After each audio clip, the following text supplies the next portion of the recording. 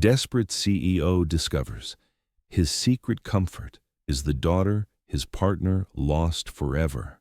Julian's hands trembled as he stared at the photograph Detective Reed had just placed on his mahogany desk. The missing daughter Robert had searched for 12 years smiled back at him. The same warm brown eyes that had comforted him through countless late nights. The same gentle voice that knew exactly what to say when board meetings left him broken. The woman he was falling for was his business partner's lost child, and she had no idea who her father was. 6 weeks earlier, Julian Black had been a different man entirely. Success had carved hollow spaces in his soul, leaving him wealthy but empty, powerful but profoundly alone. The 36-year-old CEO of Black & Associates Consulting commanded boardrooms with the same precision his late father had demanded, but behind closed doors, the weight of legacy threatened to crush him. The merger with Peterson Industries had collapsed spectacularly that Tuesday night, taking months of negotiations and millions in projected revenue with it. Amanda Wright, his ambitious colleague and rival for senior partnership, had orchestrated the failure with surgical precision, questioning his judgment in front of the entire board until even longtime supporters began to waver. Perhaps Julian's emotional investment in this deal has clouded his business acumen, she had suggested with false concern, her words landing like carefully aimed daggers. Sometimes fresh leadership brings the clarity that experience cannot. By 2 a.m, Julian sat alone in his corner office on the 20th floor, the city's glittering lights spread below him like a constellation of dreams he could no longer reach. His dark hair was disheveled from running his hands through it, his expensive suit wrinkled from hours of slumping and defeat. The weight of his father's expectations, even from the grave, pressed down on his broad shoulders like a physical burden. Rough night. The voice was soft, melodious, carrying genuine concern rather than the practiced sympathy he'd grown to despise. Julian looked up to find a young black woman standing in his doorway, her cleaning uniform pristine despite the late hour. She couldn't have been much older than 28, with natural grace that her simple work clothes couldn't diminish. Her warm brown eyes held an intelligence that made him forget momentarily that she was supposed to be invisible. You could say that. His voice was hollow, stripped of the commanding tone that usually accompanied his words. Sometimes I wonder if they're right, if I really am just playing dress-up in my father's chair. Most people fled when they saw him like this, broken and human, instead of the polished CEO facade that commanded respect and fear in equal measure. But she paused her work, studying his face with an expression he couldn't quite identify. Not pity, not judgment, but something far more dangerous, understanding. My grandmother used to say that the strongest trees are the ones that bend in the storm, she said quietly, her voice carrying the wisdom of someone who had weathered her own tempests. They don't break, they learn. Something in her quiet conviction pierced through the armor he'd built around his heart. And you believe that? I have to. She resumed organizing his scattered papers with gentle efficiency, her movements graceful and purposeful. We all have storms to weather, Mr. Black. The question isn't whether they'll come, it's whether we'll still be standing when they pass. Julian watched her work, noting how she handled his documents with respect, how she straightened his father's photograph on the credenza with careful reverence. When she reached for the coffee cup that had grown cold hours ago, their fingers brushed accidentally. The contact was brief, innocent, but it sent an unexpected jolt through his system, the first genuine human connection he'd felt in months. What's your name? The question escaped before he could stop it. Dia, she replied, then quickly added, Dia Williams. Well, Dia Williams, thank you for the wisdom and for... He gestured helplessly at his organized desk, at the small kindnesses that had somehow made the crushing defeat feel less absolute. Everyone deserves gentleness when they're hurting, she said simply, even CEOs. 2 weeks passed before Julian saw her again, though he found himself staying later each night, hoping to catch another glimpse of the woman who had offered comfort without agenda. The office felt different when she was there, less like a prison and more like a place where meaningful work might actually happen. Amanda Wright had noticed his change in schedule, her calculating eyes missing nothing. "Working even later than usual, Julian. One might think you were avoiding something, or someone." "I'm focused on the Morrison account," he replied without looking up from his computer screen. "Something you might try instead of scheming." "Scheming is such an ugly word. I prefer strategic positioning." Her smile was sharp as winter steel. "Though I do wonder what's captured your attention so thoroughly." Surely not the janitorial staff. The subtle barb hit its target, but Julian kept his expression neutral. Amanda's suspicions were dangerous enough without confirmation. That Thursday night, fate intervened in the form of gravity and marble stairs. Dia was carrying a heavy load of cleaning supplies down the building's grand staircase when her foot caught on the trailing edge of her uniform. Julian watched in horror as she stumbled, supplies scattering, her body tilting toward a fall that could seriously injure her. Without thought, he moved. Years of college athletics served him well as he caught her before she hit the marble steps, his strong arms wrapping around her waist, pulling her against his chest. They stood frozen for a heartbeat. Her soft gasp mixing with his sharp intake of breath. Her cleaning supplies had scattered around them like fallen stars, forgotten in the intensity of the moment. "Are you hurt?" His hands remained on her waist, thumb brushing against the fabric of her uniform as he searched her face for signs of injury. "I'm fine," she whispered, but neither moved away. This close, he could see golden flecks in her brown eyes, could smell the subtle vanilla of her perfume beneath the industrial scent of cleaning products. The hallway lights cast shadows across his sharp features, and she noticed for the first time how his blue eyes held flecks of silver that caught the light like secrets. "I should help you clean this up," he said, finally releasing her, though his hands seemed reluctant to let go. "You don't have to do that, Mr. Black. It's my job." "Julian," he corrected, kneeling to gather the scattered supplies. "And helping isn't about job descriptions. It's about being human." They worked in comfortable silence, their movements creating an intimate dance as they restored order to chaos. When their hands met reaching for the same bottle of glass cleaner, the contact lingered longer than necessary. Neither acknowledged the electricity that arced between them, but both felt it settle into their bones like a promise of something neither dared name. "Why do you do this?" Julian asked as they finished.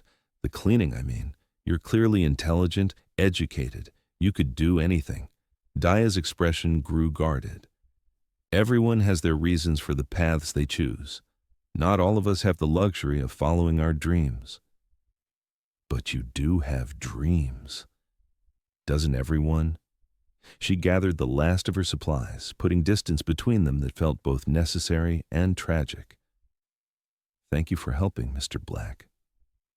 "Julian," he corrected again. "And Dia? Be careful on those stairs."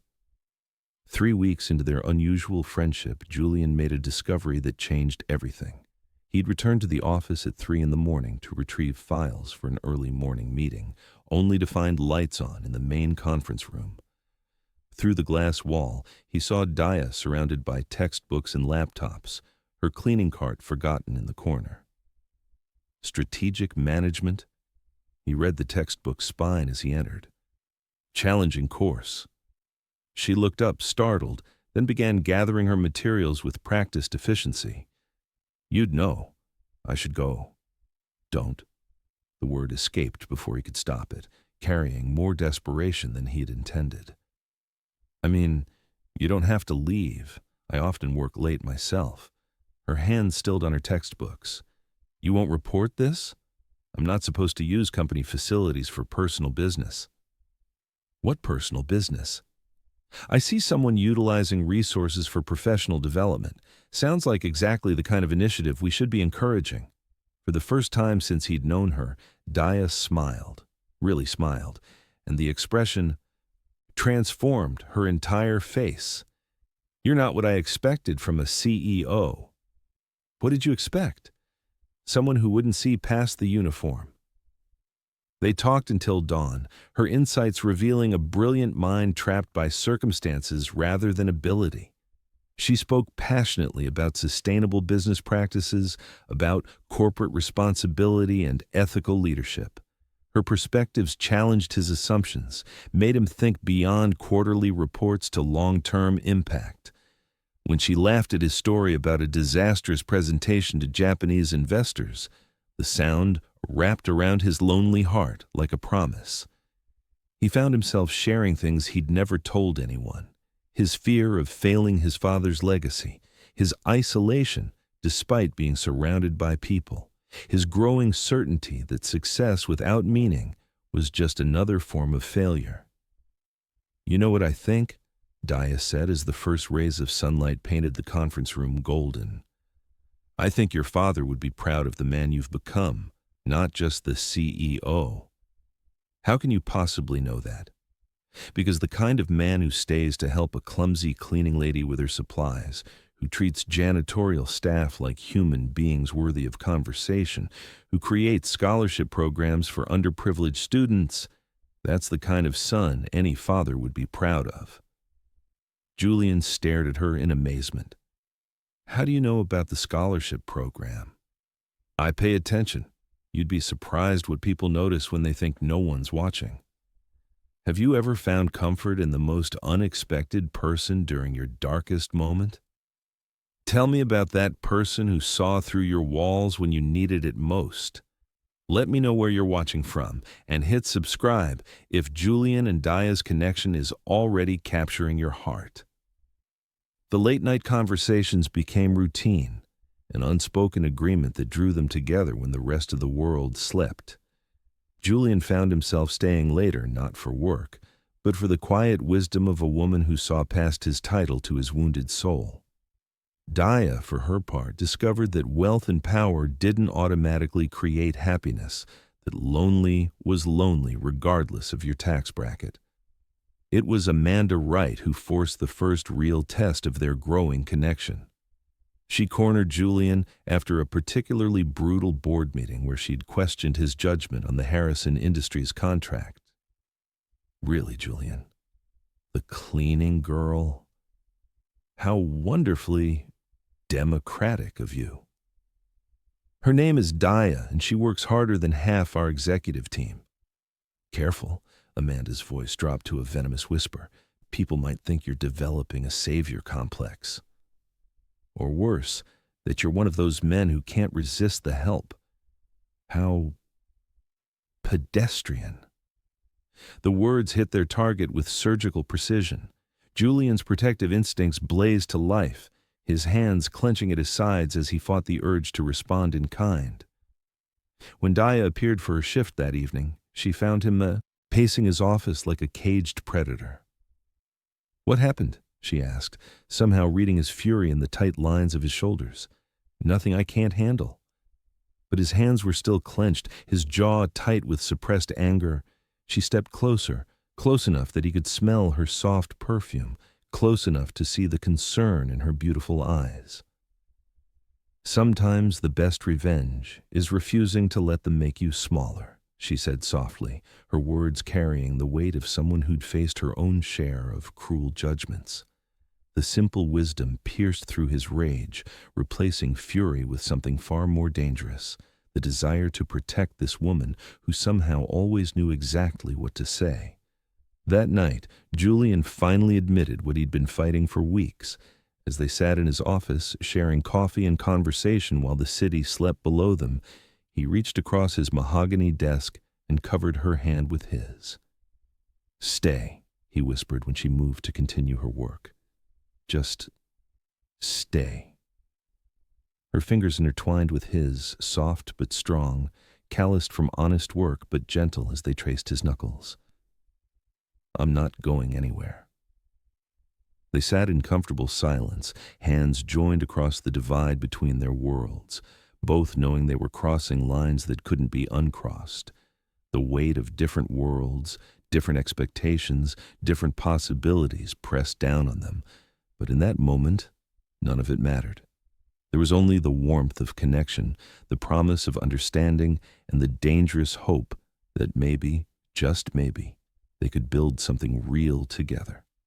When Dia finally left that morning, Julian touched his lips to her fingertips, in a gesture so tender it made her eyes well with tears. Neither spoke of what was happening between them, but both felt the shift like tectonic plates moving beneath their feet. The next few weeks passed in a haze of stolen moments and charged glances.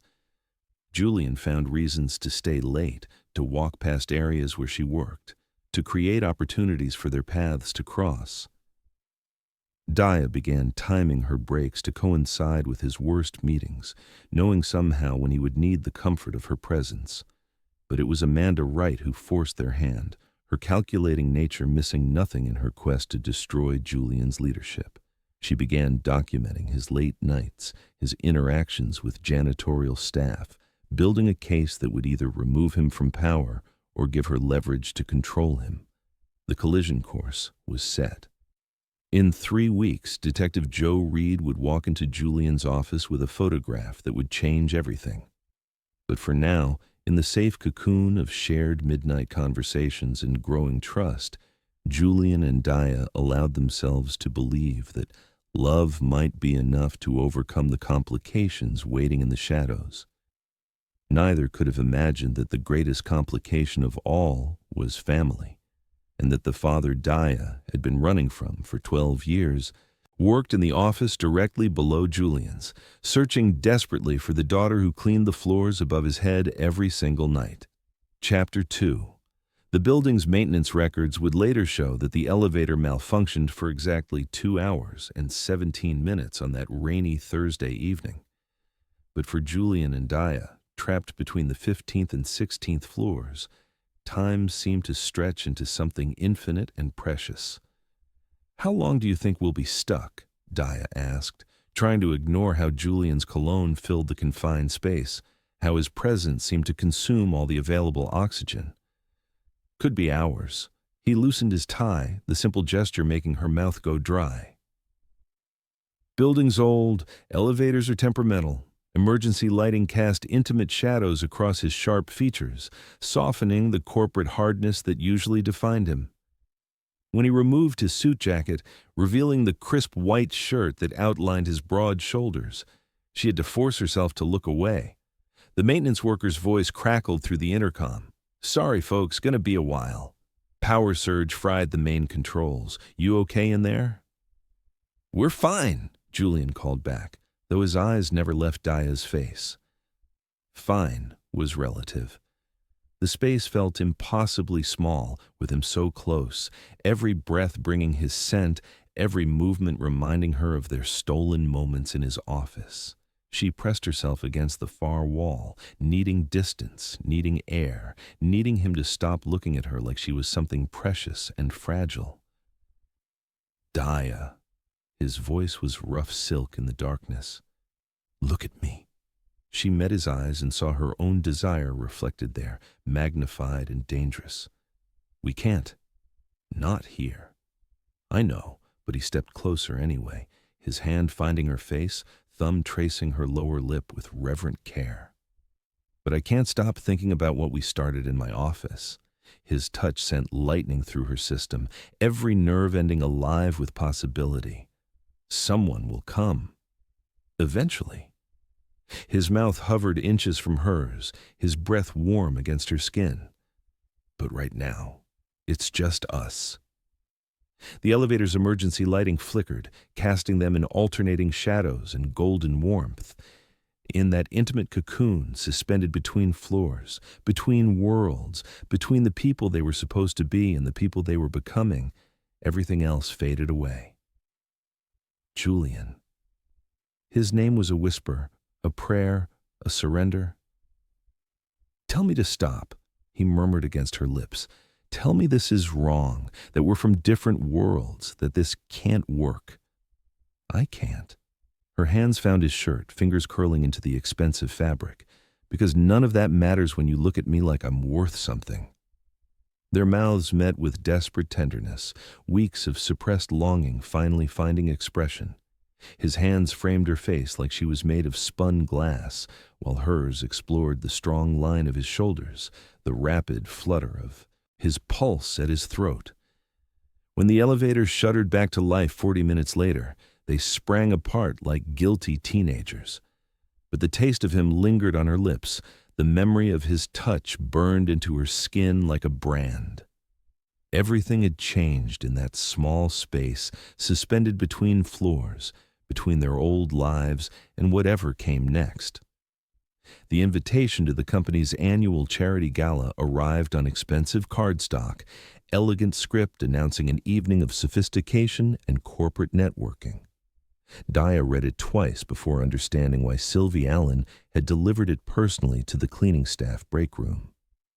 Mr. Black specifically requested that all building employees receive invitations, Sylvie explained, her kind eyes twinkling with something that might have been matchmaking. He said everyone who keeps this company running deserves recognition. Lisa Davis, the cleaning supervisor, snorted with amusement. Right. Like any of us could afford the kind of dress that crowd expects. But Dia stared at the invitation, seeing past the elegant typography to the message beneath. Julian was giving her a choice: stay invisible in her uniform or step into his world for one night. The gesture was thoughtful and terrifying in equal measure. The night of the gala, she made her decision.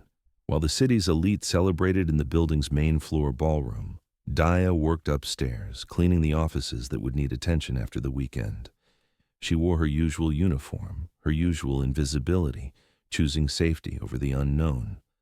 But Julian noticed her absence like a physical ache. He played his role perfectly, the charming CEO in his perfectly tailored tuxedo, making appropriate conversation with clients and board members. But his eyes kept drifting to the elevators, hoping to catch a glimpse of brown eyes and a gentle smile that could calm the storm in his chest. Looking for someone, Amanda Wright appeared at his elbow, resplendent in a crimson gown that matched her calculating smile. How disappointing that your friend chose not to attend. I don't know what you mean. Of course you don't. Her laugh was crystalline and cold. Though I do admire the democratic gesture, inviting the cleaning staff to mingle with our most important clients. Very progressive of you. Julian's jaw tightened, but before he could respond, Robert Williams approached with his usual warm smile. At 62, Julian's business partner and father figure carried himself with the quiet dignity of a man who'd built something meaningful from nothing. His salt and pepper hair was impeccably styled, his tuxedo elegant but not showy. Julian, excellent event as always. The Morrison Industries representatives are very impressed with our sustainability initiatives. Good to hear, Robert. How's the other matter progressing?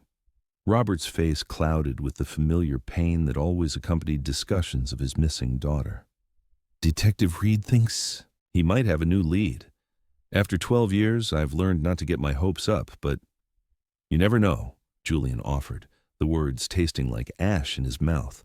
Every conversation about Robert's missing daughter felt like betrayal now, knowing that the woman they discussed cleaned his office every night. During a lull in conversations, Julian slipped away from the celebration, taking the elevator to his office.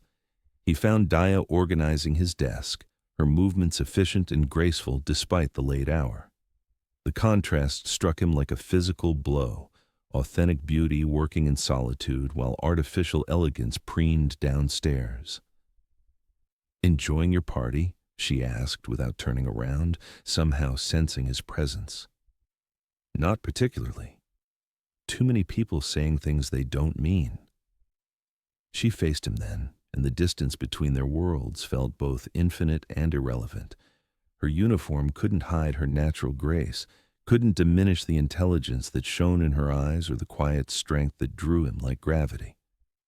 What would you rather be doing? Talking to someone real. His eyes never left hers. Someone who sees through the pretense.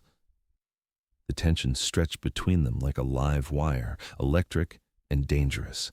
She moved closer, close enough that he could see her pulse fluttering at her throat, close enough to count the golden flecks in her brown eyes. Julian. Her voice was barely a whisper. The sound of voices in the hallway shattered the moment. Amanda's distinctive laugh echoed from the corridor, followed by the measured tones of board members discussing quarterly projections. Julian and Dia sprang apart like conspirators, the spell broken but not forgotten. "I should go," she whispered, gathering her supplies with trembling hands. "Dia, wait." But she was already gone, leaving only the lingering scent of vanilla and the memory of almost, always, almost. 2 nights later, Julian's evening took an unexpected turn when he discovered Dia on the building's rooftop garden. The space was technically off-limits after hours, but security had learned not to question the CEO's occasional need for solitude among the carefully tended plants and city views. She sat on a bench facing the skyline, still wearing her uniform, but looking younger somehow, more vulnerable. The city lights twinkled below like earthbound stars, and a gentle breeze carried the scent of night-blooming jasmine from the garden beds. "I didn't know you came up here," he said softly, not wanting to startle her. "Sometimes I need to remember the world is bigger than these walls." She gestured to the sprawling cityscape. "Do you ever feel trapped by your own success?" He sat beside her on the bench, close enough to feel her warmth but careful not to crowd her. "Every day. Sometimes I wonder who I'd be if I wasn't Julian Black, CEO. If I was just Julian." "You'd be Julian Black, the man who stays late to check on struggling employees, who remembers stories about grandmothers and wisdom, who sees people instead of positions." Her voice was soft but certain. "You'd be the same man, just without the armor." Her words cracked something open in his chest, some carefully guarded place he'd protected since childhood. "Dia. I know we can't. I know this isn't." She struggled for words to describe the impossible situation they'd created. Different worlds don't usually overlap like this. He turned to face her fully, noting how the city lights painted golden highlights in her dark hair. "What if I don't care about different worlds? What if all I care about is this, you and me, talking like we're the only 2 people who matter? Then you'd be risking everything you've built for something that might not survive in daylight." He cupped her face in his hands, thumbs brushing her cheekbones with infinite tenderness. "Tell me to stop." Instead, she leaned into his touch, her eyes fluttering closed. "I can't." Their first kiss was hesitant, a question asked and answered in the space between heartbeats. Soft and sweet and achingly tender, it tasted of possibilities and promises neither dared voice. When they finally broke apart, her forehead rested against his, both breathing hard. "This changes everything," he murmured. "I know." Above them, stars witnessed their surrender to something neither fully understood, but both desperately needed. In that garden suspended between earth and sky, they held each other and pretended that love might be enough to bridge any divide. The morning after their rooftop encounter brought Detective Joe Reed's preliminary report. Julian sat in his office, coffee growing cold as he read about enhanced facial recognition technology and new leads in missing persons cases. The photograph paperclip to the report showed a teenage girl with defiant eyes and familiar features. His hands trembled as recognition dawned. The girl in the photograph, angry, hurt, boarding a bus to nowhere, shared the same warm brown eyes that had comforted him through countless dark nights. The same graceful hands that had organized his scattered papers now belonged to a woman his business partner had been searching for desperately. The phone rang, startling him from his shocked paralysis. Robert Williams's voice was thick with hope and fear. "Julian, Detective Reed wants to meet with us this afternoon. He thinks he's found her. After 12 years, he thinks he's found my daughter." Julian's world tilted on its axis as past and present collided with devastating force. The woman he was falling in love with, the woman who made him believe in redemption and second chances, was Robert Williams's missing daughter. And she had no idea that the father she'd been running from worked one floor below where she cleaned every night. For 3 weeks, Julian carried the weight of that knowledge like a stone in his chest. Every conversation with Robert about the ongoing search felt like betrayal. Every tender moment with Dia tasted of deception. He found himself pulling back from both relationships, creating distance that protected no one and hurt everyone. "You've been different," Dia confronted him one night as he worked late in his office, buried in paperwork that didn't require his attention. Distant. He looked up to find her standing in his doorway, and the sight of her still had the power to steal his breath. 3 weeks of knowing her true identity hadn't diminished the way his pulse quickened when she entered a room, hadn't lessened the almost gravitational pull he felt toward her presence. "I've been busy," he said, the lie tasting bitter on his tongue. "That's not it." She closed the door behind her, a bold move that made his heart race for reasons that had nothing to do with desire and everything to do with the impossible situation they'd created. "Did I do something wrong?" The vulnerability in her voice undid him completely. In 3 quick strides, he crossed to her, his hands bracing on either side of her head against the door, trapping her in the circle of his arms. "You did everything right. That's the problem." His body pressed against hers, the heat between them immediate and consuming. "Do you know what you do to me? How impossible you make it to think about anything else." Her breath caught as he leaned into her, his mouth hovering inches from hers. "Julian, I think about you during board meetings. I dream about your hands. I can't focus on anything but the way you say my name." The truth poured out of him in desperate whispers. Weeks of suppressed longing, complicated by knowledge he couldn't share, exploded into raw need. Their mouths crashed together with desperate hunger, months of careful dancing around each other finally giving way to honest desire. His hands found her waist, lifting her against the doors, her legs wrapped around him instinctively. Her fingers tangled in his dark hair, pulling him closer, deeper, into a kiss that tasted of everything they couldn't say. The harsh buzz of the intercom shattered their passion like breaking glass. "Mr. Black? Mr. Williams is here for your 4 o'clock. They froze, reality crashing back with the force of a physical blow. Robert Williams, her father, searching desperately for her, stood outside while she was wrapped around his business partner in a moment of complete abandon. Julian's chest rose and fell rapidly as he set her down, both of them struggling to regain composure. The irony was devastating. The man who had never stopped looking for his daughter was separated from her by a single door, unaware that his greatest hope and Julian's deepest love were the same person. "I have to." Julian gestured helplessly toward his desk, toward the door, toward the impossible situation that grew more complicated with each passing day. Dia straightened her uniform with trembling hands, her lips swollen from his kisses, her eyes bright with unshed tears. "I know." But neither moved. They stood frozen in the aftermath of passion, both understanding that they'd crossed a line that couldn't be uncrossed, both terrified of what came next. The intercom buzzed again. "Mr. Black?"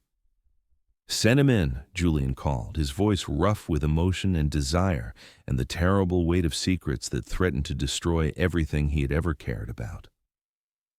As Dia slipped out through the private entrance to his office, Julian straightened his tie and prepared to face the man whose daughter he loved, whose trust he was betraying with every breath, whose desperate search was about to come to an end in ways none of them could imagine. Chapter 3. Robert Williams entered Julian's office with the measured stride of a man carrying 12 years of hope and heartbreak. At 62, he had learned to temper his expectations, but Detective Reed's latest report had stirred something dangerous in his chest, the kind of hope that could either heal or destroy. "Thank you for making time," Robert said, settling into the leather chair across from Julian's desk. "I know your schedule is demanding." Julian forced himself to maintain eye contact, though every fiber of his being wanted to confess the truth that burned in his throat. Family matters are always a priority. What did Detective Reed discover? Enhanced facial recognition technology has been applied to old security footage. There's a young woman working in downtown office buildings, night cleaning crew. The age progression matches the physical characteristics. Robert's voice broke slightly. "After 12 years, Julian. 12 years of wondering if she's alive, if she's safe, if she ever thinks about coming home." The weight of deception settled on Julian's shoulders like lead. Across town, Dia was probably beginning her shift, unaware that her father sat in this very office discussing her like a missing piece of a broken puzzle. That must be... Julian struggled for words that wouldn't reveal too much. Overwhelming. Reed wants to approach her carefully. If it is Dia, if she's been hiding for 12 years, there must be a reason. The last thing I want is to drive her away again. Robert's hands trembled as he reached for the coffee Julian offered. "Sometimes I wonder if she ran because she knew something I was too blind to see." The irony was devastating. Robert Williams, the man who'd built his company on integrity and ethical business practices, blamed himself for whatever had driven his daughter away. He'd spent 12 years in self-imposed penance, never knowing that forgiveness was an elevator ride away. "Children make choices for reasons that seem logical to them at the time," Julian offered carefully. "Sometimes those reasons change as they mature." "God, I hope so." Robert's voice was raw with longing. "I hope she's grown into the remarkable woman I always knew she could be. I hope she's found peace, even if it's without us." Julian's chest tightened with the weight of secrets and impossible choices. Tell Robert the truth now, and potentially lose Dia forever when she learned about the deception. Keep silent and watch a father's heart break while his daughter cleaned floors just floors above their heads. The next 2 weeks passed in a haze of barely controlled tension. Julian found himself walking a tightrope between two people he loved, each unaware of the other's proximity. Robert shared Detective Reed's progress reports with touching faith, while Dia continued their late-night conversations, unaware that her father discussed her case during the day. It was Amanda Wright who finally forced the crisis to its breaking point. She'd been documenting Julian's behavior for weeks, noting his late nights, his distracted demeanor during board meetings, his obvious preoccupation with matters beyond quarterly reports.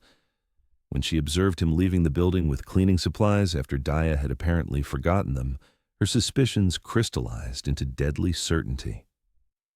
"We need to discuss Julian's recent performance," Amanda announced during the weekly senior staff meeting. "His judgment appears compromised." She presented her evidence with surgical precision.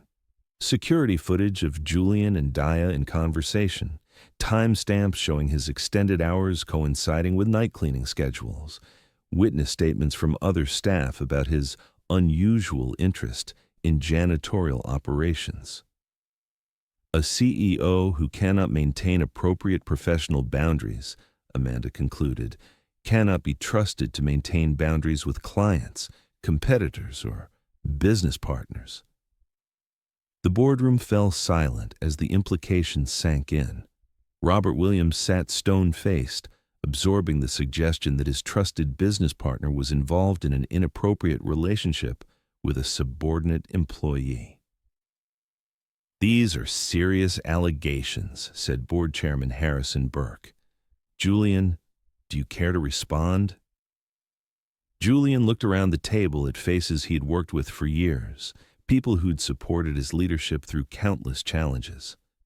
Amanda's trap was expertly set. Deny the relationship and lie to people who trusted him, or confirm it and face immediate removal from the company he'd spent his adult life building. My personal relationships are not the board's concern unless they interfere with my professional responsibilities, he said carefully, which they have not. Personal relationships with subordinate staff are absolutely the board's concern, Amanda countered. The liability alone. What liability? Julian's voice carried a dangerous edge. The liability of treating employees with basic human dignity, of recognizing that someone's job title doesn't determine their worth as a person. The debate that followed revealed the deep philosophical divisions within the company's leadership. Some board members supported Amanda's concerns about professional boundaries and corporate liability. Others defended Julian's right to personal relationships and questioned Amanda's motives. Robert Williams remained notably silent throughout the discussion, his face a mask that revealed nothing of his internal turmoil. When the meeting finally adjourned without resolution, he approached Julian privately. "Walk with me," Robert said quietly. They made their way to the building's rooftop garden, the same space where Julian and Dia had shared their first kiss weeks earlier. The irony wasn't lost on Julian as Robert leaned against the railing, gazing out at the city lights. 12 years ago, I made the worst mistake of my life," Robert began without preamble. "My daughter tried to tell me something important, something that could have exposed corruption in one of our client companies. Instead of listening, instead of supporting her courage, I chose silence to protect business relationships." Julian's hands gripped the railing as Robert continued, his voice heavy with regret. "She was 16, Julian. 16 years old and braver than I was at 50, when reporters started calling, when her friends turned away, when she needed her father most. I failed her. I chose reputation over truth, business over family." Robert's voice broke. "She ran away because she thought I valued money more than integrity." The weight of understanding crashed over Julian like a physical blow. Dia hadn't just run from family dysfunction, she'd run from a father who had failed to protect her when she'd tried to do the right thing. "The detective thinks he's close to finding her," Robert continued, "and I'm terrified. Not that he won't find her, but that he will, and she'll take one look at me and run again. Because why would she want a father who failed her so completely?" Julian turned to face his business partner, seeing him clearly for perhaps the first time. Not the successful businessman or trusted mentor, but a broken father who'd spent 12 years learning the cost of wrong choices. "Maybe," Julian said carefully, "she's grown into someone who understands that people can change, that mistakes don't have to define us forever." "I hope so. God, I hope so." Robert straightened, his businesslike composure returning. "About Amanda's concerns, I want you to know that I don't give a damn who you're involved with as long as they make you happy. You've been like a son to me, Julian. Your personal life is exactly that. Personal." The words hit Julian like physical blows. Robert's unconditional support, offered without knowledge of the devastating irony, made the deception even more unbearable. That night, Julian found Dia in his office, as usual, but something had shifted in the atmosphere between them. The weight of secrets and approaching revelations made every moment feel borrowed, precious, and fragile. "You look like you've seen a ghost," she said softly, setting down her cleaning supplies to approach his desk. "Maybe I have." He looked up at her, memorizing. Every detail, the way the light caught the golden flecks in her brown eyes, the gentle curve of her smile, the unconscious grace with which she moved through the world. "Dia, if you could change one thing about your past, what would it be?" The question caught her off guard. She perched on the edge of his desk, close enough that he could smell her soft perfume, close enough to see the play of emotions across her expressive face. "That's a dangerous question," she said finally. "It assumes that our mistakes, aren't part of what makes us who we are. But if you could. She was quiet for a long moment, her fingers tracing patterns on his desk blotter. I think I'd be braver sooner. I spent so many years running from pain instead of facing it. I told myself I was being strong, being independent, but really I was just scared. Scared of what? Of being rejected again, of trusting someone only to discover they'd choose something else over me when it really mattered. Her voice was barely a whisper. Of loving someone who couldn't love me back. Julian's chest tightened with the weight of all the things he couldn't say. And now? Now I'm still scared, but for different reasons. She met his eyes, and he saw his own feelings reflected there. Now I'm scared of losing something real. Without thought, he reached for her hand, intertwining their fingers like he had that first night when everything changed. Daya, there are things about the world, about connections between people that are more complicated than they appear on the surface. I know that. She squeezed his hand gently.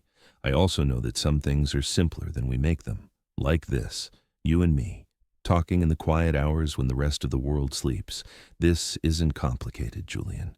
This is the most honest thing in my life. Her words were both balm and blade, healing something in his soul while cutting deeper wounds in his conscience. How could he explain that their connection, pure and honest as it felt, was built on a foundation of secrets that could destroy them both? The weekend arrived with Detective Reed's bombshell announcement. He'd positively identified Daya Williams as Robert's missing daughter. Security footage from the building, enhanced photographs, and careful surveillance had confirmed what Julian had known for weeks.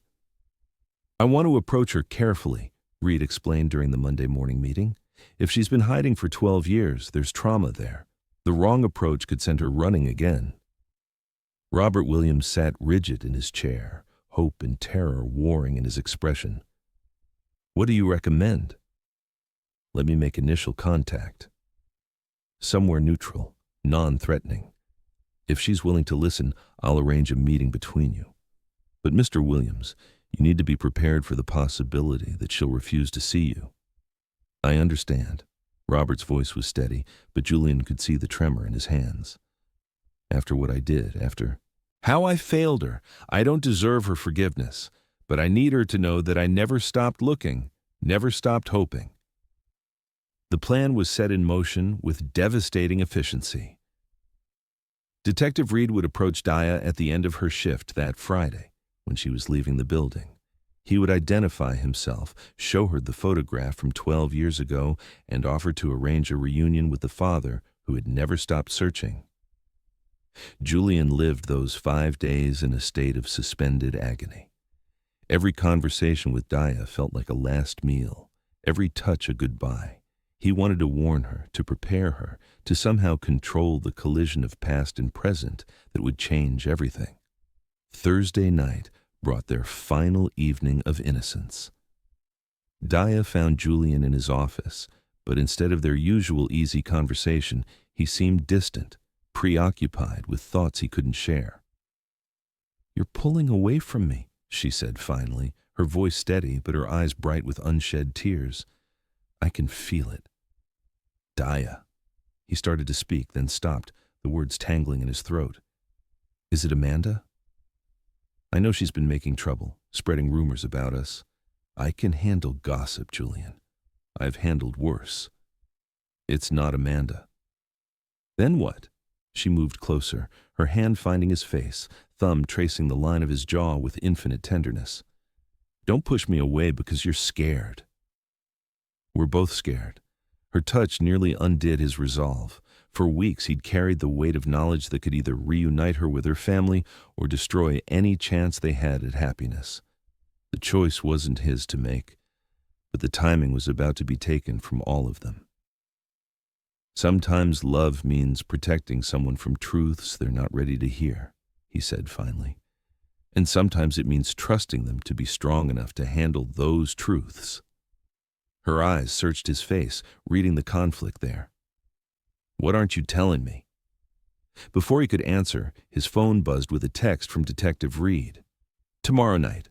Be prepared to explain your involvement when this goes public." The countdown had begun. In 24 hours, Daya would learn that the father she'd spent 12 years running from had been one floor below her every night, searching desperately for the daughter who cleaned the offices above his head. She would discover that the man she was falling in love with had known her identity for weeks, had chosen deception over honesty, protection over trust. Julian looked at her beautiful face, memorizing every detail before tomorrow shattered the careful world they'd built together. "I love you," he said quietly. "Whatever happens next, whatever you learn about me or about yourself, remember that what we have is real. Julian, you're scaring me. I'm scared too." He pulled her into his arms, holding her close, as if he could stop time, could prevent the approaching storm that would either destroy them or prove that love was strong enough to survive any revelation. But some storms we have to weather alone before we can find our way back to each other. Friday arrived with the inexorable weight of fate. Julian spent the day in meetings he couldn't focus on, conversations that felt meaningless in the face of the earthquake about to reshape his world. Robert Williams paced his office like a caged animal, alternating between hope and terror as the hours crawled toward Detective Reed's planned approach. At 11:47 p.m., Julian's phone rang. Detective Reed's voice was carefully neutral. "It's done. She knows. Mr. Williams, your daughter would like to see you tomorrow morning. Neutral location, the coffee shop on 5th Street. The line went quiet except for Robert's sharp intake of breath.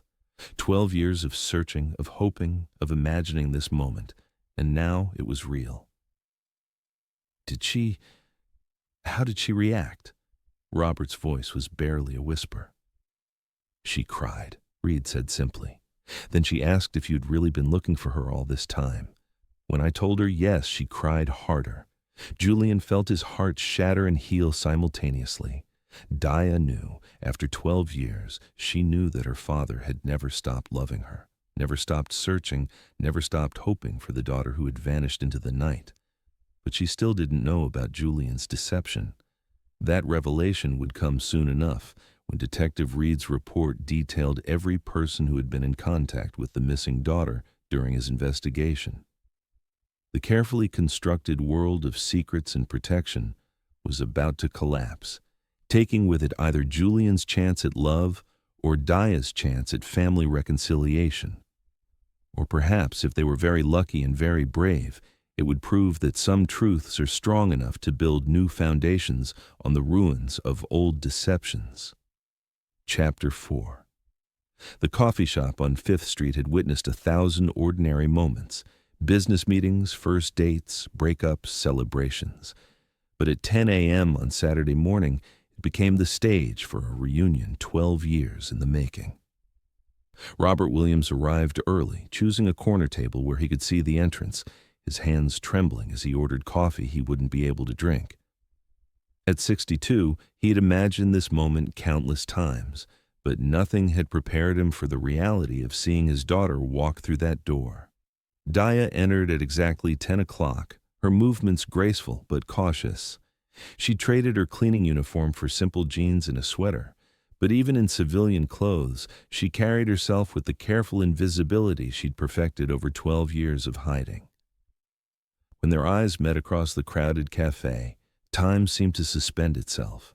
The successful businessman and the night cleaner, father and daughter, seeing each other clearly for the first time since she was 16 years old. "Daya?" Robert's voice broke on her name. "Daddy?" The word escaped as a whisper, 12 years of anger and love and pain contained in 2 syllables. They approached each other slowly, carefully, like wild animals afraid of sudden movements. When Robert reached out tentatively, Daya stepped into his embrace, and 12 years of separation collapsed into that single moment of contact. Both wept without shame, For lost years, for words unspoken, for a relationship severed by pride and fear and terrible timing. Other cafe patrons looked away respectfully, understanding without context that they were witnessing something profound and private. "I'm sorry," Robert whispered into her hair, the words he'd rehearsed for 12 years finally finding voice. "I'm so sorry, baby girl. I failed you when you needed me most." "I know," Dia replied, her voice muffled against his shoulder. "I know, and I forgive you." They talked for hours, the conversation flowing like a dam bursting after years of pressure. Robert explained his desperate search, the private investigators, the sleepless nights wondering if she was safe. Dia shared pieces of her journey, the fear, the determination to survive on her own terms, the walls she'd built to protect herself from further disappointment. "I worked in the same building where you cleaned," Robert said with wonder. "All this time you were right there." "I know. I saw you sometimes, in the lobby or getting into elevators. I almost approached you a dozen times, but you weren't ready." "I wasn't ready," she confirmed. "I needed to become someone I could respect before I faced someone whose respect I'd lost." Robert's eyes filled with fresh tears. "You never lost my respect, Dia. You were 16 and braver than I was at 50. I should have supported you, should have listened when you tried to expose that corruption. The Harrison Industries pension fund scandal? You remember?" "I remember everything." Her voice grew stronger, more confident. "I was right about that, wasn't I? They were stealing from their employees' retirement funds. You were absolutely right. The company was prosecuted 3 years later after an internal whistleblower came forward. If I had listened to you, if I had supported your courage instead of protecting business relationships." He shook his head. "Hundreds of families lost their retirement savings because I was a coward." The words hung between them, acknowledging the cost of his choices. But instead of recrimination, Dia reached across the table to cover his hand with hers. "We can't change the past," she said quietly, "but we can choose what to do with the future." Their reunion was everything Robert had dreamed and more than he dared hope. His daughter had grown into an extraordinary woman, intelligent, compassionate, strong enough to survive on her own, but wise enough to know when forgiveness served everyone better than continued anger. But as the initial joy of reconnection settled into something sustainable, practical questions arose. Where had she been living?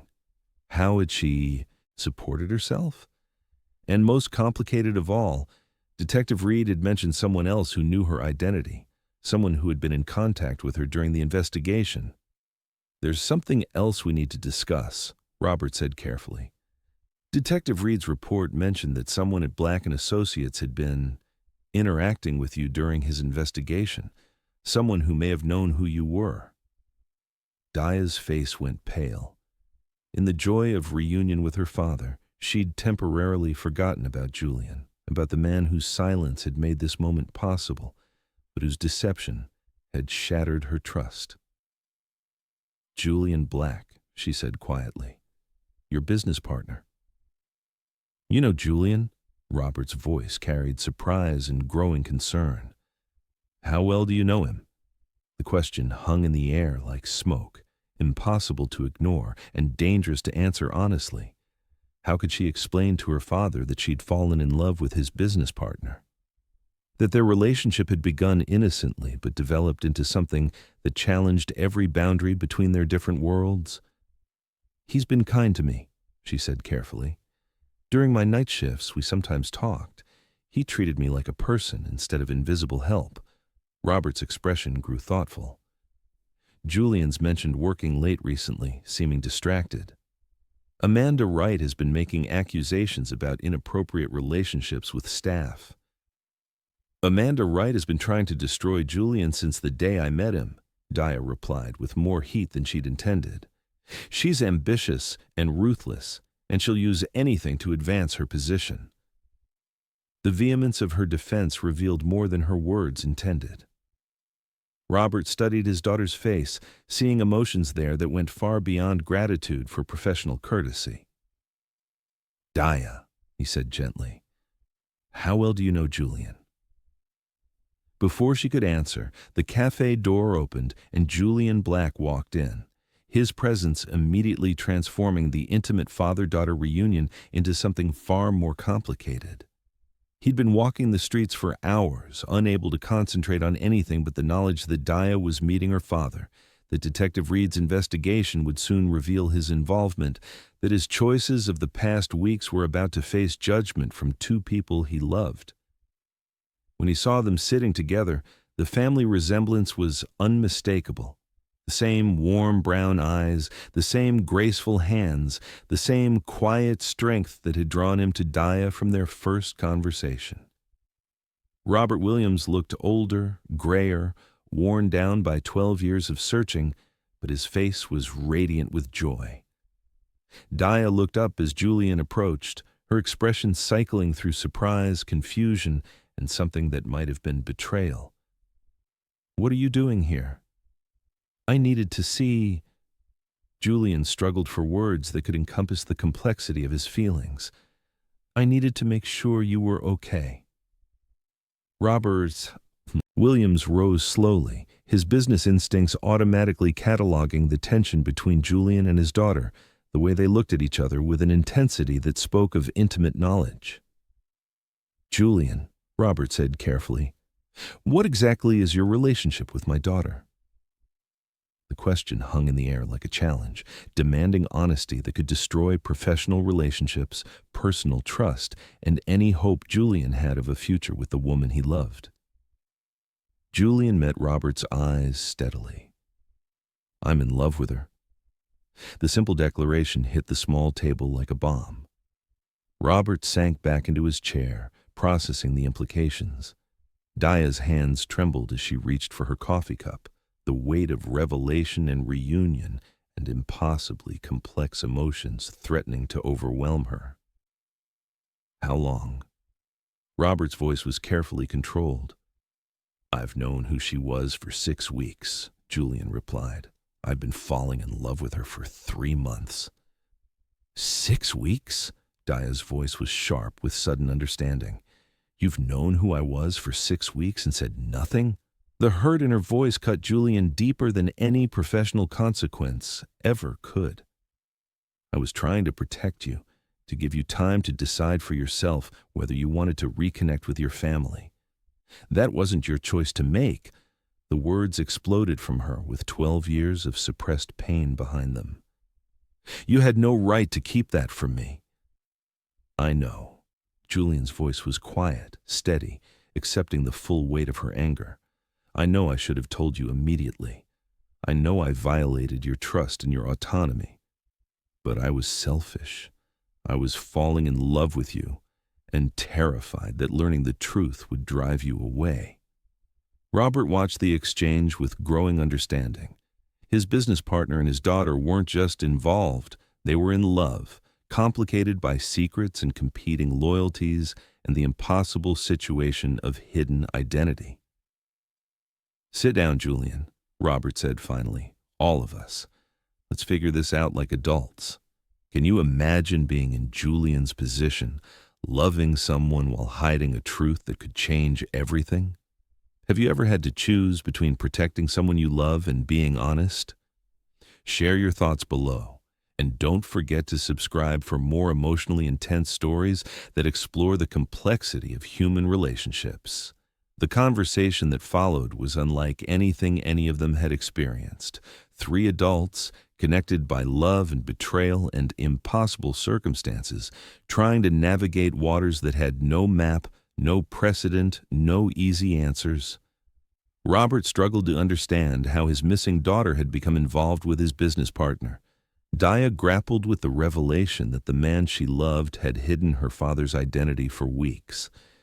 Julian faced the consequences of choices that had seemed protective at the time, but felt indefensible in the harsh light of discovery. "Help me understand," Robert said finally. "Julian, you learned Dia's identity 6 weeks ago. Why didn't you come to me immediately?" "Because she didn't know," Julian replied. Because Detective Reed showed me a photograph of an angry, hurt 16-year-old running away from family. And I was looking at a woman who had built a life for herself, who was pursuing education and dreams despite impossible circumstances. I thought she deserved the chance to choose reunion on her own terms. But you also chose to continue developing your relationship with her while hiding this information, Robert pressed. You had to know that was ethically questionable at best. I did know. And I told myself I was protecting her. But the truth is, I was protecting myself too. I was afraid that telling her would mean losing her before I ever really had her. Dia had been silent during this exchange, processing the competing claims of protection and deception, love and betrayal. When she finally spoke, her voice was calm but deadly serious. "You're both talking about me like I'm not here," she said, "like I'm a problem to be solved instead of a person with agency and intelligence." "Daddy, I appreciate that you want to protect me from further hurt, Julian.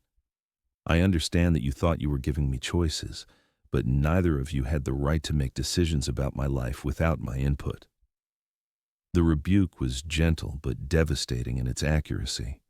Both men had acted from love, but with a paternalism that denied her autonomy, her right to make informed decisions about her own relationships and family connections.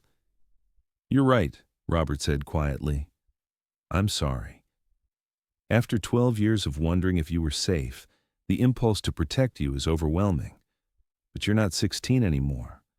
You're a grown woman who's proven she can take care of herself." Julian nodded agreement. "I was wrong to keep the truth from you. I was scared and selfish, and I made choices for you that weren't mine to make." Dia studied both men carefully. Her father, aged by guilt and hope and 12 years of searching. Her lover, accepting responsibility for choices that had wounded her, even as they'd been meant to protect. Two good men who had made imperfect decisions out of love and fear. "Where do we go from here?" she asked finally. The question hung in the air, demanding honesty about futures none of them could have imagined weeks earlier. Robert had found his missing daughter but discovered she was involved with his business partner. Julian had fallen in love with a woman whose family connections could complicate or destroy both personal and professional relationships. Dia had reunited with her father and found herself facing choices about trust, forgiveness, and the possibility of building something real from the wreckage of deception. "I think," Robert said slowly, "we start with truth. All of it. No more secrets, no more protection that doesn't protect anything, no more decisions made for other people." "I agree," Julian said. "Dia, I love you. I love your intelligence and your strength and your capacity for forgiveness. I love the way you see through surfaces to the truth underneath. I was wrong to hide your father's identity, wrong to choose protection over honesty. But my feelings for you are real, and if you'll let me, I want to spend the rest of my life proving that you can trust me." Both men waited for her response, understanding that her decision would reshape all their relationships. She had the power to choose reunion with her father and rejection of the man who'd deceived her. She could choose love and risk the complications of family dynamics, or she could choose something else entirely, some path none of them had considered. "I need time," she said finally. "I need to process all of this without pressure from either of you. I need to figure out who I am when I'm not running from my past or hiding from my feelings." It wasn't the answer either man wanted, but it was honest and fair and completely her right to demand. They agreed to give her space, to let her navigate the complex emotions of reunion and betrayal and love without interference. As they left the coffee shop, going their separate ways, none of them knew what the future would hold. But for the first time in 12 years, all the truths were finally in the open, ready to either destroy them or become the foundation for something stronger than secrets and protection and fear. The storm was coming, but at least now they would face it together, with honesty as their guide and love as their hope. Chapter 5. 3 days of silence stretched like an eternity for both Julian and Robert. They worked in the same building, conducted business meetings with professional courtesy, but the elephant in the room, Dia, daughter and beloved, missing and found, made every interaction charged with unspoken tension. Amanda Wright sensed the shift in dynamics like a predator scenting blood. She called for an emergency board meeting, her presentation prepared to deliver the killing blow to Julian's career and reputation. "Ladies and gentlemen," she began, her voice carrying false regret, "we face an unprecedented situation that threatens our company's integrity and reputation." The conference room filled with Black & Associates' most powerful clients and board members, including Robert Williams, who sat stone-faced as Amanda unveiled her carefully orchestrated attack. Security footage and staff testimony confirmed that Julian Black has been conducting an inappropriate relationship with a subordinate employee, Amanda continued, each word calculated for maximum damage. A relationship that violates company policy, creates liability exposure, and demonstrates a catastrophic lack of judgment. She displayed photographs with devastating effect, Julian and Dia in conversation, their obvious comfort with each other evident even in still images. Statements from cleaning staff about his unusual interest in janitorial schedules, time logs showing his extended hours coinciding precisely with night cleaning shifts. "A CEO who cannot maintain proper boundaries with staff," Amanda declared, "cannot be trusted to maintain boundaries with clients, competitors, or business partners." The boardroom erupted in whispered conversations. Some members supported Amanda's concerns about professional conduct and corporate liability. Others defended Julian's right to personal relationships and questioned Amanda's motives for such a public attack. Robert Williams remained notably silent throughout the presentation, his face a careful mask that revealed nothing of his internal turmoil. When Amanda called for Julian's immediate resignation, the room fell quiet, waiting for Robert's response as the company's largest partner. "Before we make any decisions," Robert said finally, "I think the board should have all the facts." He stood slowly, commanding attention with quiet dignity. "The employee in question, Dia Williams, is my daughter. My daughter who disappeared 12 years ago, whom I've been searching for ever since." The revelation hit the room like a physical force. Board members who had known Robert for years, who had watched his anguish over his missing child, struggled to process this impossible coincidence. "Julian learned her identity during Detective Reed's investigation," Robert continued. "He chose not to reveal it immediately, allowing my daughter the dignity of choosing reunion on her own terms. When she was ready, she reached out to me, and we've begun rebuilding our relationship." Amanda's carefully constructed attack crumbled as the room absorbed the implications. What she'd presented as professional misconduct was revealed as a complex family situation with no clear precedents or easy answers. "As for Julian's relationship with my daughter," Robert added, his voice carrying absolute certainty, "that's between them. Julian Black has been like a son to me for 15 years. His integrity is unquestionable, his leadership exemplary. If he's found happiness with someone who makes him better, regardless of her job title, then I support him completely." The board meeting concluded without resolution, but Amanda's coup attempt had failed spectacularly. As members filed out, Robert approached Julian privately. "Thank you," Julian said quietly. "You didn't have to defend me." "Yes, I did." Robert's voice was firm. "You protected my daughter when you could have exploited the situation for personal gain or professional advantage. You gave her space to heal, time to choose. That's not misconduct. That's love." But across town, Dia remained unaware of the corporate drama playing out around her relationships.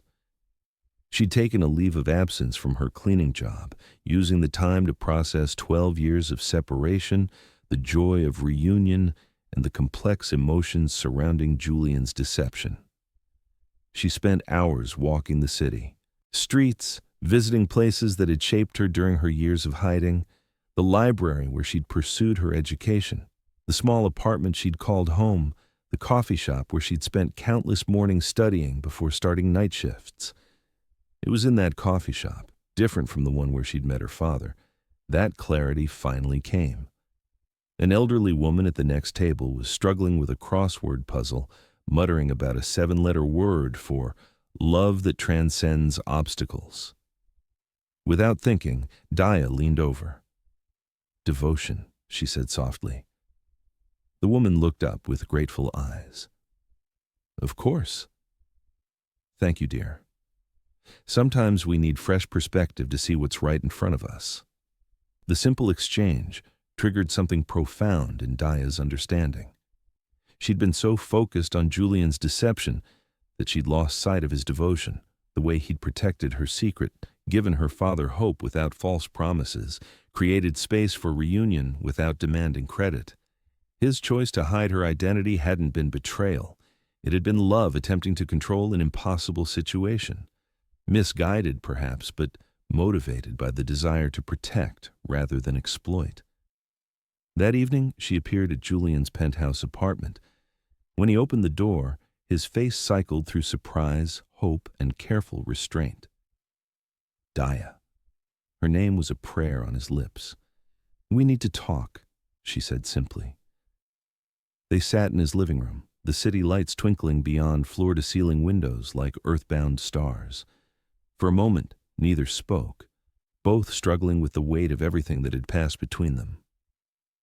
"I've been angry for 3 days, Dia began. Angry at you, at my father, at myself for being naive enough to believe in fairy tales. But anger is exhausting, and underneath it, I miss you." Julian's hands trembled as he fought the urge to reach for her. "Dia, I miss our late-night conversations. I miss the way you looked at me like I was something precious instead of invisible. I miss feeling like I belonged somewhere. You did belong. You do belong." His voice was rough with emotion, not because of who your father is, but because of who you are. She moved closer on the couch, close enough that he could see the tears she was fighting. "How do I trust that? How do I trust you again?" "You start with this moment," he said, meeting her eyes directly. "You start with me telling you that I love you. Not because you're Robert Williams's daughter, not because you're forbidden or complicated, but because you're the most extraordinary woman I've ever known." His words poured out in desperate honesty. "You're brilliant and strong and compassionate. You see through all my walls to the man I actually am instead of the man I pretend to be. You make me want to be better, not for my company or my father's memory, but for you. For us." Dia studied his face, seeing the truth written in every line, every shadow, every fleck of silver in his blue eyes. "My father defended you to the board today." Julian's surprise was genuine.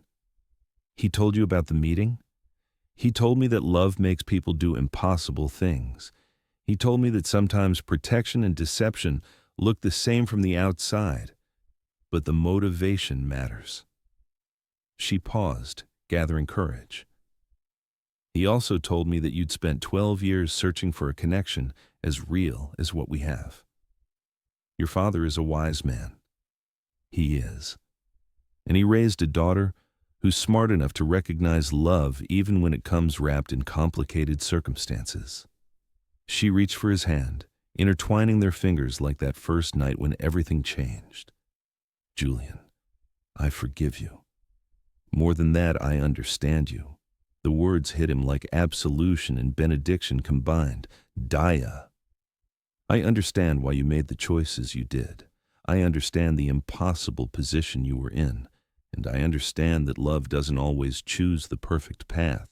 Sometimes it just chooses the path that leads back to each other." When he kissed her, It tasted of forgiveness and new beginnings, of promises kept and futures written together.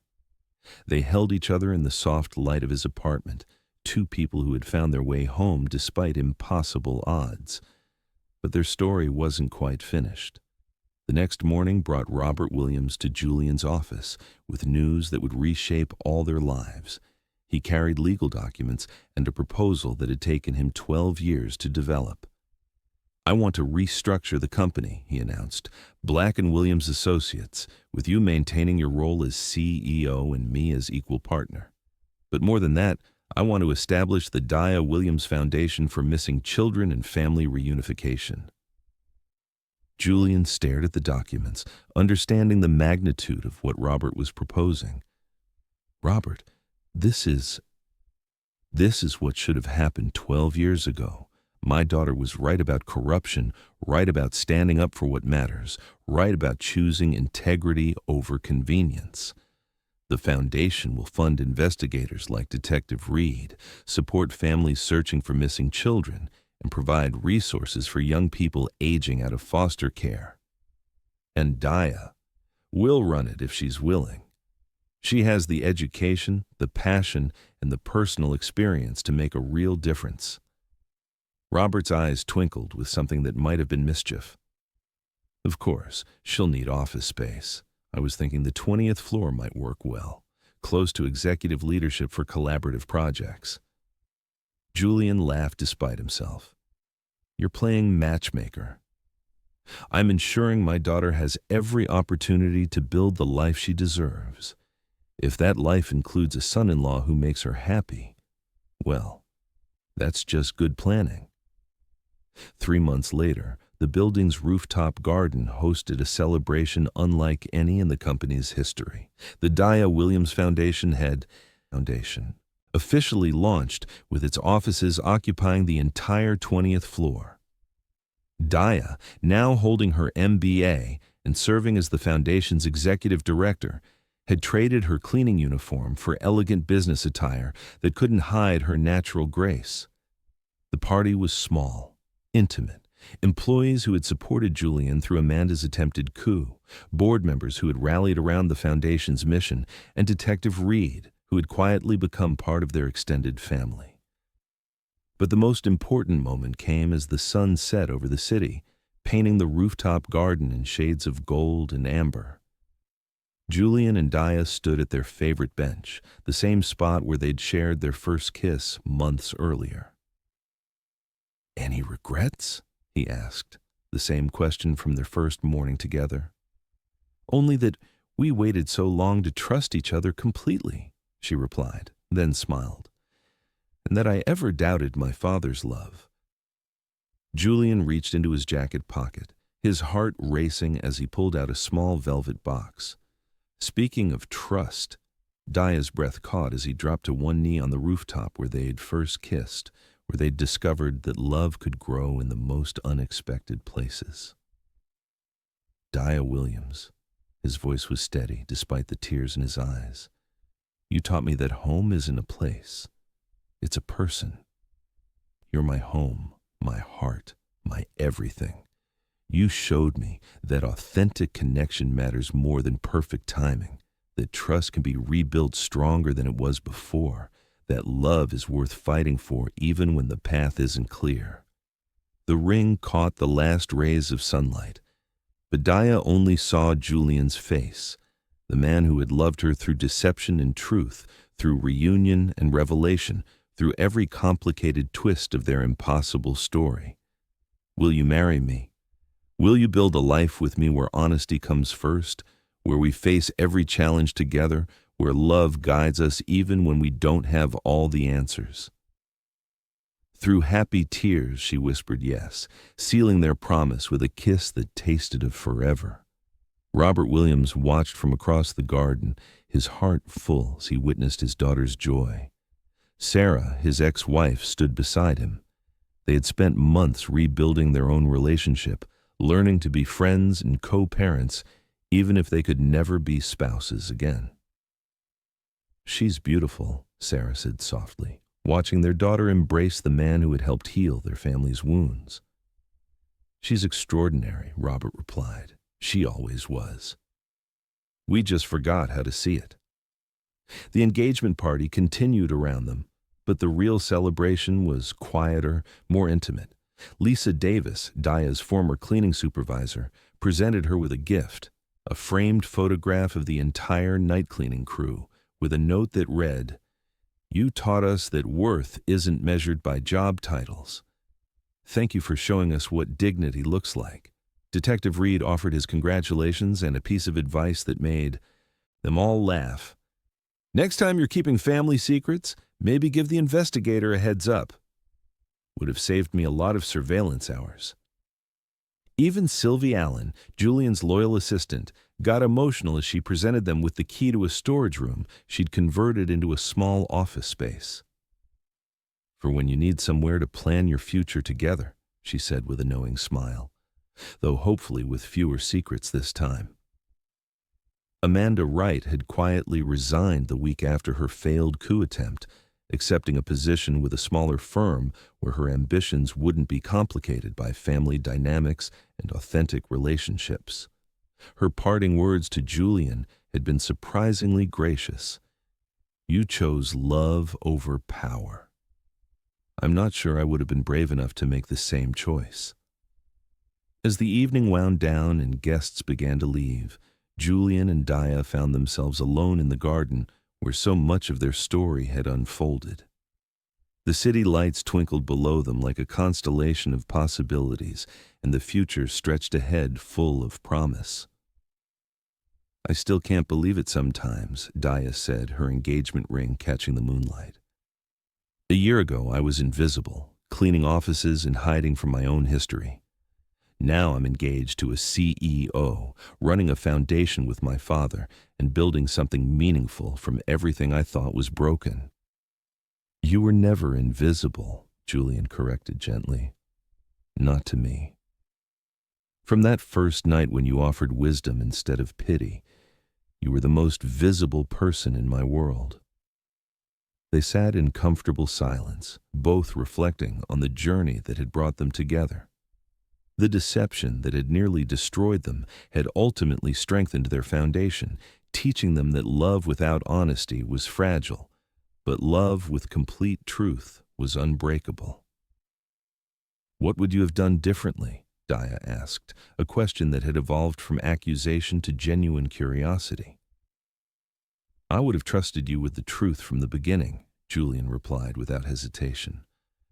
"I would have believed that you were strong enough to handle the complexity, smart enough to make your own choices, worthy enough to be treated as an equal partner in decisions about your own life. And I would have been braver sooner," she added. "I would have trusted that some people are worth the risk of being hurt, that some connections are worth fighting for even when they seem impossible."